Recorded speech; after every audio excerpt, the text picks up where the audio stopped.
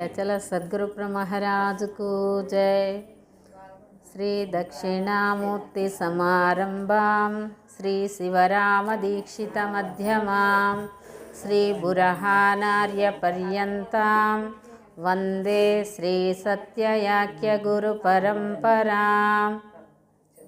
ఈరోజు కట్ట బాజీ అన్నయ్య గారింట్లో పూజా కార్యక్రమం భక్తులందరూ పాల్గొని దిగ్విజయంగా జరుపుకున్నాం. సంతోషం. పండగ సందర్భంగా అందరం కలుసుకొని ఒక దగ్గర పూజా కార్యక్రమం చేసుకోవడం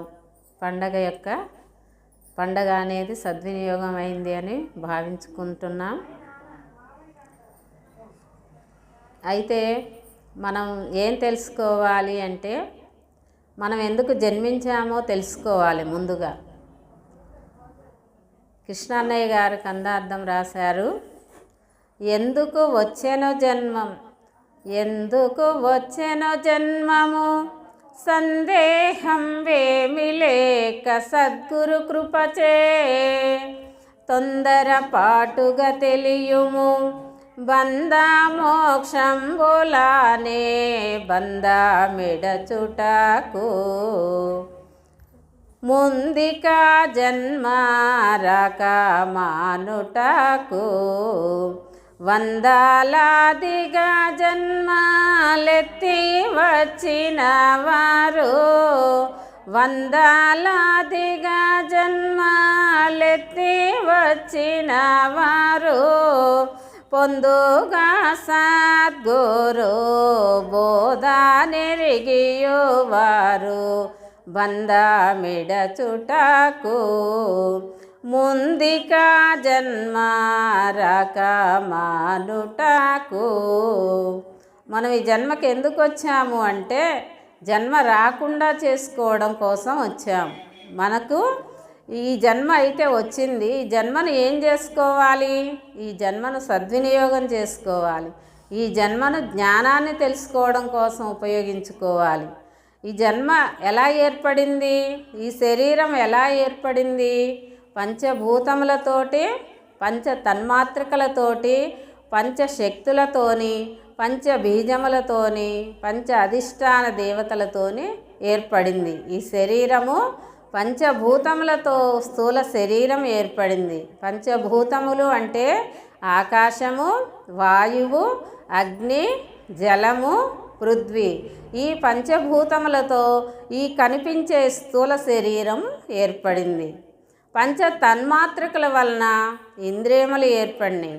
పంచ తన్మాత్రకులు అంటే శబ్ద తన్మాతృక, స్పర్శ తన్మాతృక, రూప తన్మాతృక, రస తన్మాతృక, గంధ తన్మాతృక. ఈ తన్మాతృకలతోని ఈ ఇంద్రియములు ఏర్పడినాయి. ఆ తర్వాత పంచశక్తులు, పంచశక్తులతో జీవుడు ఏర్పడిండు.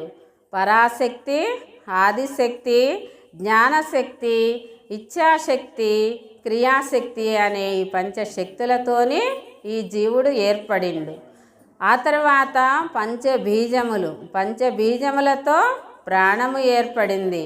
అంబీజము, యంబీజము, రంబీజము, వంబీజము, లంబీజము అనే పంచబీజములతో ప్రాణము ఏర్పడింది. పంచ అధిష్టాన దేవతలు పరాశక్తి, ఆదిశక్తి, జ్ఞానశక్తి, ఇచ్ఛాశక్తి, క్రియాశక్తి అనే పంచశక్తులతో జీవుడు ఏర్పడిండు. పంచ అధిష్టాన దేవతలు బ్రహ్మ, విష్ణు, ఈశ్వరుడు, రుద్రుడు. పంచ అధిష్టాన దేవతలు సదాశివుడు, ఈశ్వరుడు, రుద్రుడు, విష్ణువు, బ్రహ్మ. ఈ అధిష్టాన దేవతలతో ప్రత్యేగాత్మ ఏర్పడింది. ఈ విధంగా పంచభూతాలతో కూడిన ఈ పిండాండము పంచభూతములతో ఏర్పడింది. ఈ శరీరము అనేది ఇన్ని కలిస్తే ఈ శరీరము అనేది ఏర్పడింది. కాబట్టి ఈ శరీరంతో మనం ఏం చేయాలి?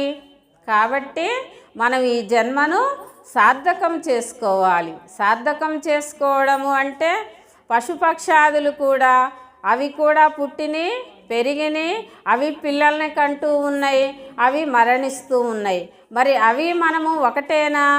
కాబట్టి మనకు ఒక విచక్షణ అనేది ఉంది. మనం జ్ఞానాన్ని విచారణ చేసి మనం ముందు జన్మ అనేది లేకుండా చేసుకోవడం కోసం ఈ జన్మను సద్వినియోగం చేసుకోవాలి. మరి అది ఎలా తెలుస్తుంది అంటే మనం గురువుగారి దగ్గరికి చేరి గురువుగారి ద్వారా కర్మ జన్మ అనేది ఏంటో తెలుసుకొని విచారణ చేసి కర్మరహితాన్ని చేసుకున్నట్లయితే అప్పుడు మనకు జన్మరహిత స్థితి మోక్షము అనేది కలుగుతుంది. కాబట్టి మనం ఎందుకు పుట్టామో, ఎందుకు పెరుగుతున్నామో, మన జన్మ ఏం జరుగుతుందో తెలుసుకోవాలి. ఈ విషయాన్నే బుర్హాన్ గారు ఒక తత్వంలో తెలియజేశారు. ఎందుకొచ్చెనో జన్మ వినవే, సందేహములు లేక సద్గురుని గణవే. ఎందుకొచ్చెనో జన్మ వినవే. మనం ఎందుకు వచ్చామో తెలుసుకోవాలనే విషయాన్ని కూడా బుర్హాన్ గారు తత్వంలో తెలియజేశారు. ఆ విషయాన్నే ఈ కందార్థంలో కూడా తెలియజేయబడింది. కాబట్టి మనం జ్ఞానాన్ని విచారణ చేసి ఆ విధంగా ఆచరించి జన్మరహిత స్థితిని మోక్షాన్ని పొందడానికి ప్రయత్నం చేద్దాం. జై గురు. జై అచల సద్గురు మహారాజుకు జై. అందరికీ జై గురు. మరిన్ని ఆధ్యాత్మిక రహస్యాల కోసం అచల బోధ, ఆత్మబోధ, భగవద్గీత, అలాగే పండుగల్లో దాగిన అర్థాలు, అంతరార్థాల కోసం మరియు యోగము, ధ్యానము మొదలైన అనేక ఆధ్యాత్మిక తెలుగు ప్రవచనాల కోసం క్రింద ఉన్నటువంటి రెడ్ కలర్ సబ్స్క్రైబ్ బటన్ను క్లిక్ చేయండి. అలాగే ప్రక్కనే ఉన్నటువంటి గంట సింబల్ను నొక్కండి. అలాగే ఈ వీడియో మీకు నచ్చినట్లయితే లైక్ చేయండి మరియు షేర్ చేయండి. జై గురు.